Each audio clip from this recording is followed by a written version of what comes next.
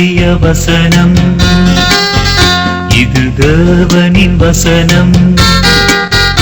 நாம் சோர்ந்து போகையில் கரம் கொடுக்கும் நம் தேவனின் வசனம், நம் தேவனின் வசனம்.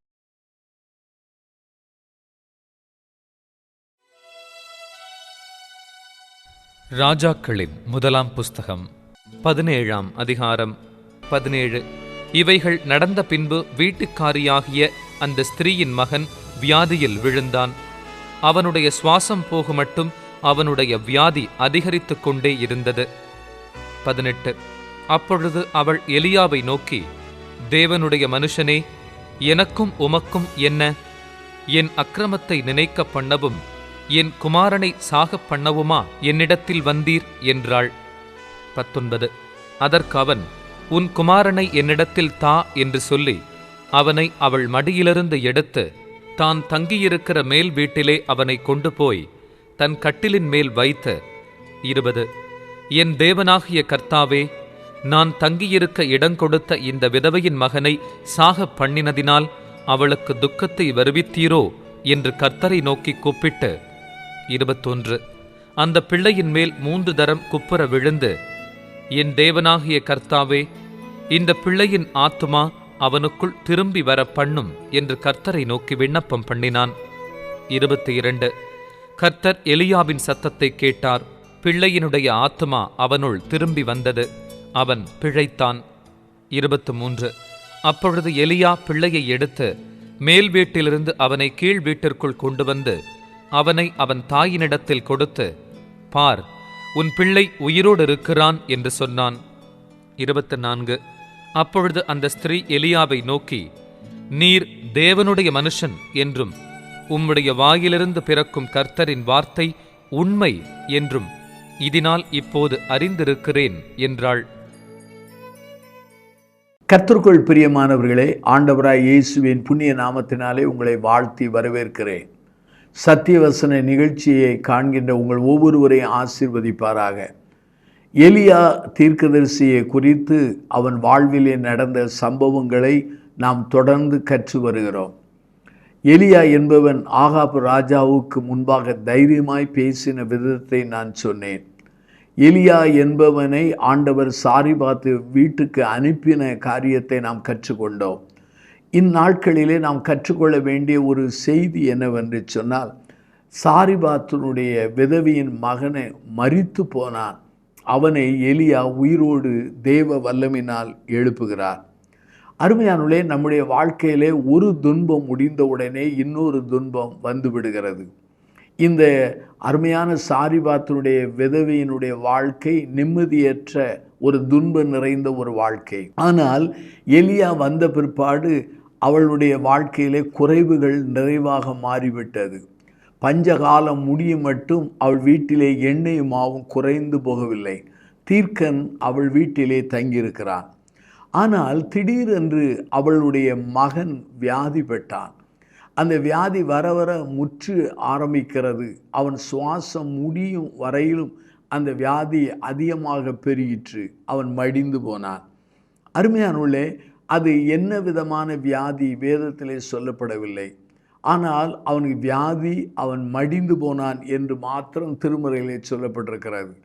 அருமையானுள்ளே, இந்த வீட்டிலே எலியா என்பவன் விசுவாசி, அந்த சாரிபாத் என்கிற பெண்ணும் விசுவாசி. அவளுடைய மகன் எப்படிப்பட்டவன் திருமறையிலே குறிப்பிடப்படவில்லை.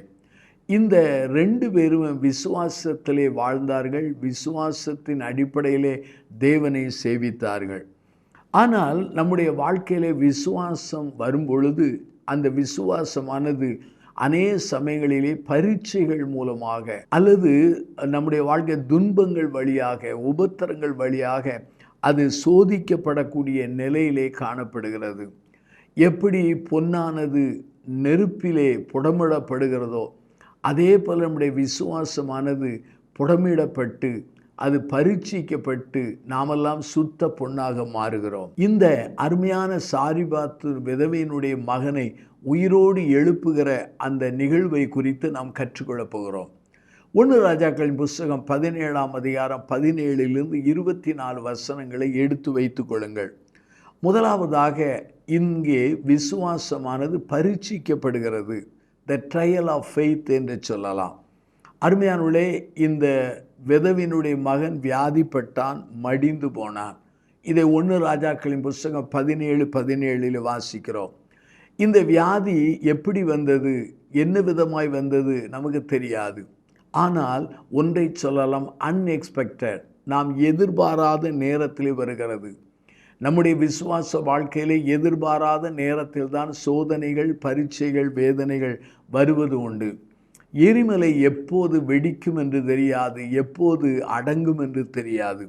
அதே போல் நம்முடைய வாழ்க்கையிலே திடீரென்று நம்முடைய விசுவாச வாழ்விலே பரீட்சைகளும் சோதனைகளும் வேதனைகளும் வருவது உண்டு. இந்த பரீட்சைகளும் வேதனைகளும் எதிர்பார்க்காத நேரத்தில் வருவது உண்டு. இன்னொரு கோணத்தில் சொல்லவிட சடன்லி, திடீரென்று வருவது உண்டு. ஆனால் இந்த வசனத்தை நீங்கள் வாசிப்பீர்கள் என்றால், அந்த வியாதியானது அவன் சுவாசம் முடியும் வரைந்தும் அது பெருகி கொண்டே போனது. அப்படியானால் இந்த வியாதி சிவியர் என்று சொல்லலாம், மிக உச்ச கட்டத்தில் இருந்தது. அவளுடைய கணவனும் இறந்து போனான், விதவை. ஆகவே இப்பொழுது அவள் மகனும் இறந்து போனான். அருமையானவர்களே, நம்முடைய வாழ்க்கையிலே நம்முடைய விசுவாசமானது பரீட்சிக்கப்பட வாய்ப்புகள் உண்டு. எப்படி தங்கமானது சுத்திகரிக்கப்படுகிறதோ, அல்லது தங்கமானது எவ்வாறு பொன்னானது அக்னியினால் புடமிடப்படுகிறதோ, அதே போல் நம்முடைய விசுவாசமானது புடமிடப்படுகிறது. இதற்கு ஆண்டவர் அனுமதிக்கிறார். அனுமதித்து தன்னுடைய சித்தத்தை, நோக்கத்தை நம்முடைய வாழ்க்கையிலே அவர் வெளிப்படுத்துகிறதாய் காணப்படுகிறார். ஆபிரகாம் வாழ்க்கையிலே அவருடைய ஒரே மகனை பலியிட ஆண்டவர் கட்டளையிட்டார். அது ஒரு விசுவாச பரீட்சை தான். யோபினுடைய வாழ்க்கையிலே எல்லாவற்றை இழந்தான். அந்த சூழ்நிலை அவருடைய விசுவாச பரீட்சை தான். ஆனால் ஆபிரகாம் விசுவாசத்திலே உறுதியாயிருந்தான். யோபு கூட உறுதியாயிருந்தான். ஆண்டவர் என்னை கொன்று போட்டாலும் அவர் மேல் நம்பிக்கையாயிருப்பேன் என்றார். ஆகவே முதலாவது விசுவாச பரீட்சையை குறித்து சொன்னேன். ஆகவே இரண்டாவதாக இந்த அருமையான பெண்ணுடைய விசுவாசமானது சரிந்து போனது. இந்த அருமையான சாரிபாத்தருடைய விசுவாச வாழ்க்கையிலே பரீட்சையாக, அதாவது சோதனையாக அல்லது வேதனையாக அவளுடைய மகன் இறந்தது அவள் வாழ்க்கையிலே அந்த துன்ப நிலையாகும். இரண்டாவதாக இந்த சூழ்நிலை, இந்த சம்பவம் நிகழ்ந்த பிற்பாடு அவளுடைய விசுவாசமானது சரிந்து போனது. ஆங்கிலத்தில் சொல்ல வேண்டுமென்றால் த கொலாப்ஸ் ஆஃப் ஃபெய்த் என்று சொல்லலாம். எப்படி ஒரு கட்டடமானது நிலநடுக்கம் வரும்போது கொலாப்ஸ் ஆக விழுந்து போகிறதோ, அதே போல் இந்த துன்பத்தினாலே, அந்த மகனின் மரணத்தினாலே இவருடைய விசுவாசம் சரிந்து போனது. இந்த செய்தியை கேட்டுக்கொண்டிருக்கிற சகோதர சகோதரிகளே, உங்கள் வாழ்க்கை இப்படித்தானே? திடீரென்று உங்கள் கணவன் மடிந்து போனால், திடீரென்று உங்கள் பெற்றோர்கள் இறந்து போனால், திடீரென்று உங்களுக்கு பிரியமானவர்கள் விபத்திலே மடிந்து போகும் பொழுது நம்முடைய வாழ்க்கையிலே விசுவாசமானது உடைந்து சரிந்து போகிறது. அருமையானவர்களே, இந்த விசுவாசம் உடைந்த போது இந்த பெண்மணியானவள் அங்கே எலியாவுக்கு விரோதமாக பேச ஆரம்பிக்கிறாள். அங்கே 1 ராஜாக்களின் புஸ்தகம் 17ஆம் அதிகாரம் 18 பாருங்கள். அவள் பேசுகிறாள், இதோ என்னிடத்திலே ஏன் வந்தீர்? இதோ என்னுடைய பாவங்கள் நிமித்தம் என்னை துன்பப்படுத்துவதற்காக இப்படி வந்தீரோ என்று அவனை சாடுகிறாள். அருமையானவர்களே, அற்புதங்கள் நிகழும்போது ஊழியர்களை மக்கள் மெச்சுகிறார்கள், பாராட்டுகிறார்கள். ஆனால் துன்பங்கள், துயரங்கள் அல்லது மரணங்கள், வீழ்ச்சிகள் அல்லது சடுதியான சம்பவங்கள் வரும்போது அதே ஊழியனை அவர்கள் தூசிக்கிறார்கள், பகைக்கிறார்கள். இது நம்முடைய வாழ்க்கையிலே காண்கிற நடைமுறை உண்மையாகும். இதைத்தான் இந்த பெண்மணி எலியாவை மேலே குற்றம் சாட்டினாள். அருமையானவர்களே, இந்த சூழ்நிலையிலே அவளுடைய விசுவாசமானது தற்செயலாக, தற்காலிகமாக கொலாப்ஸ் ஆகிவிட்டது. அதாவது சரிந்து போனது. விசுவாசியாய் இருந்தவள் இப்பொழுது அவிசுவாசி போல பேச ஆரம்பித்து விட்டாள். இந்த செய்தியை கேட்டுக்கொண்டிருக்கிற சகோதர சகோதரிகளே, அற்புதங்கள் பெரும் பொழுது, ஆசீர்வாதங்கள் பெருகும் பொழுது ஆண்டவரை துதித்த நீங்கள் இன்றைக்கு துன்பங்கள் துயரங்கள் வரும்போது நீங்கள் அவிசுவாசியைப் போல நடந்து கொள்வது எப்படி, அவிசுவாசியைப் போல பேசுவது எப்படி என்று ஆண்டவருடைய வசனத்தின் அடிப்படையில் கேட்கிறேன். அவளுடைய வாழ்க்கையிலே இந்த சம்பவம் அவளுடைய விசுவாசத்திற்கு வந்த பரீட்சையான ஒரு சம்பவம். அந்த துன்ப சூழ்நிலையிலே தன்னுடைய பாவத்தை எண்ணுகிறாள், என் அக்கிரமத்தை என்று சொல்லி அதை குறித்து அவள் பேசுகிறாள். அருமையானவர்களே, நம்முடைய வாழ்க்கையிலே சில துன்பங்கள் துயரங்கள் வரும்பொழுது அது நம்முடைய விசுவாசத்தை பரீட்சிக்கப்படுகிறது, நாம் சுத்திகரிக்கப்படுகிறோம், நம்முடைய வாழ்க்கையிலே பழுதில்லாமல் மாறிவிடுகிறோம். மல்கியாவின் புஸ்தகத்தை எடுங்கள், 3ஆம் அதிகாரம் 3ஐ வாசித்து பாருங்கள். அவர் உட்கார்ந்து வெள்ளியை புடமிடுவது போல புடமிடுவார், லேவி புத்திரரை சுத்திகரிப்பார், அவர்கள் கர்த்தருடையவர்கள் ஆகும்படி நீதியின் காணிக்கை செலுத்தும்படியாக அவர்களை சுத்திகரிப்பார் என்று மல்கியாவின் புஸ்தகம் 3ஆம் அதிகாரம் 3 சொல்கிறது. ஆண்டவர் நம்மை சுத்திகரிக்கிறார் என்றால் நாம் அவருடையவர்களாய் மாறுகிறோம், அவருக்கென்று நீதியின் காணிக்கை செலுத்தக்கூடிய தகுதியை பெற்று விடுகிறோம். இந்த சூழ்நிலையிலே எலியாவுக்கு ஏன் இப்படி நடந்தது, ஏன் இந்த மகன் மடிந்து போனான், அது அவனுக்கு தெரியாது. ஆனால் அந்த எலியா இந்த சூழ்நிலையிலும் தன் விசுவாசத்தை காத்து கொண்டான்.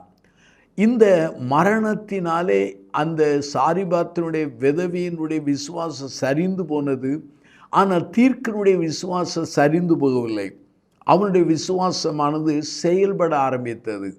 இந்த செய்தியை கேட்டுக்கொண்டிருக்கிற சகோதர சகோதரிகளே, உங்கள் துன்ப காலத்தில் தான் உங்களுடைய விசுவாசமானது செயல்பட ஆரம்பிக்க வேண்டும்.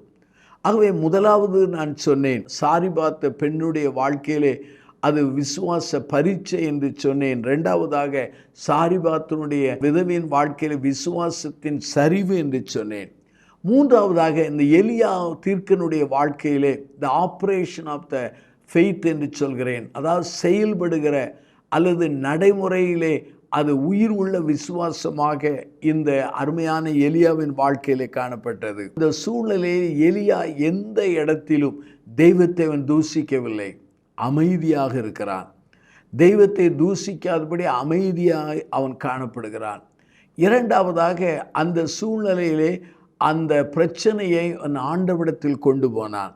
அந்த பிள்ளையை எடுத்துக்கொண்டு தான் தங்கியிருக்கிற மேல் வீட்டு அறைக்கு சென்றான். அங்கு தேவனிடத்திலே அவன் விண்ணப்பம் பண்ண ஆரம்பிக்கிறான்.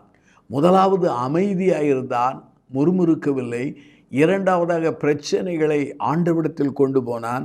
மூன்றாவதாக ஆண்டவரிடத்திலிருந்து, அதாவது ஹியூமன்லி இம்பாசிபிள், அதாவது மனித வாழ்க்கையில நடக்காத நடைபெறாத ஒரு அசாதாரணமான ஒரு அற்புதத்தை அவன் ஆண்டவரிடத்தில் எதிர்பார்த்தான்.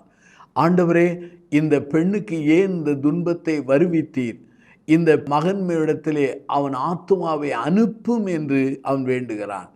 ஒரு மடிந்து போன மனிதனுக்குள்ளே அவனுடைய ஆத்துமாவும் அவனுடைய உயிரும் வருவது நடைமுறை வாழ்க்கையிலே நம்ப முடியாத ஒரு காரியமாகும்.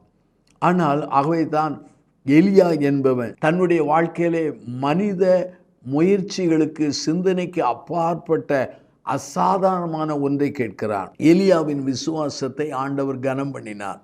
அந்த பிள்ளையின் மேலே 3 முறை குப்புறப்படுத்து அவன் ஜெபித்தான். அவனுடைய ஜெபத்தை ஆண்டவர் கேட்கிறார். கேட்ட ஆண்டவர் என்ன செய்தார், அந்த மகனுக்குள்ளே அவன் ஆத்துமா வரும்படி செய்தார். அந்த மகன் உயிரோடு எழுப்பப்பட்டான். அருமையானவர்களே, இந்த இடத்திலே எலியாவை ஆண்டவர் கனம் பண்ணுகிறார். எலியாவுடைய வாழ்க்கையில் இந்த அளவுக்கு செயல்பட்டதற்கு காரணம் என்ன? அவன் ஆண்டவர் மேல் வைத்த அசைக்க முடியாத விசுவாசம். இந்த துன்பமோ துயரமோ மரணமோ அவனை பாதிக்கவே இல்லை. அவன் மௌனமாக இருந்தான். பிரச்சனைகளை ஆண்டவரிடத்தில் கொண்டு போனான். அசாதாரணமான காரியத்தை ஆண்டவரிடத்தில் கேட்டான். ஆண்டவர் அவனை அங்கே கனம் பண்ணுகிறார். அருமையானவர்களே, முதலாவது விசுவாச பரீட்சையை சொன்னேன். இரண்டாவது உடைந்து போன சரிந்து போன விசுவாசத்தை சொன்னேன். மூன்றாவது எலியாவினுடைய அசைக்க முடியாத விசுவாசத்தை சொன்னேன். நான்காவதாக இந்த விசுவாசத்தின் பலன், அதை சொல்கிறேன். அதை ஆங்கிலத்தில் சொல்ல வேண்டும் என்றால் த ஃப்ரூட் ஆஃப் ஃபெய்த் என்று சொல்லலாம்.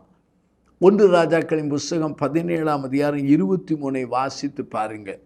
எலியா அந்த உயிரோடு எழுப்பப்பட்ட பிள்ளையை சாரிபாத்து விதவிடத்தில் கொண்டு வந்து சொல்கிறான். பார், உன் பிள்ளை உயிரோடு இருக்கிறான் என்றார். இதை கண்டபோது அந்த சாரிபாத்து விதவை அவளுடைய வாழ்க்கையிலே எல்லாமே மாறுகிறது. அவருடைய விசுவாசமானது சரிந்து போனது உண்மைதான், அது தற்காலிகம். ஆனால் அற்புதத்தை கண்டபோது அவருடைய விசுவாசமானது துளிர் விட ஆரம்பிக்கிறது. அவள் துளிர் விட ஆரம்பித்த போது என்ன நடந்தது என்று சொன்னால், அங்கே அவள் நல்ல வார்த்தைகளை பேச ஆரம்பிக்கிறாள். அவருடைய விசுவாசமானது புதுப்பிக்கப்படுகிறது, அவருடைய விசுவாசமானது சீராக்கப்படுகிறது. அவள் சொல்கிறாள், இதோ நீர் தேவனுடைய மனுஷன் என்பதை அறிந்திருக்கிறேன் என்று சொன்னார்.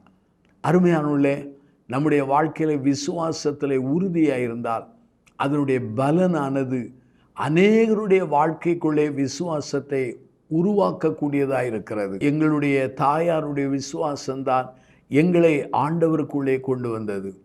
ஆகவே உங்களுடைய உறுதியான விசுவாசம் உறுதியற்ற மக்களுடைய வாழ்க்கையிலே அதை அவர்கள் காணும்போது, அந்த உறுதியான விசுவாசத்தினாலே ஏற்படுகிற அற்புத அடையாளங்களை அவர்கள் காணும்போது, சரிந்து போன விசுவாசம் உள்ளவர்கள் கூட அங்கு அவர்கள் தங்கள் விசுவாசத்தை புதுப்பித்து சீராக்கி கொள்கிறார்கள்.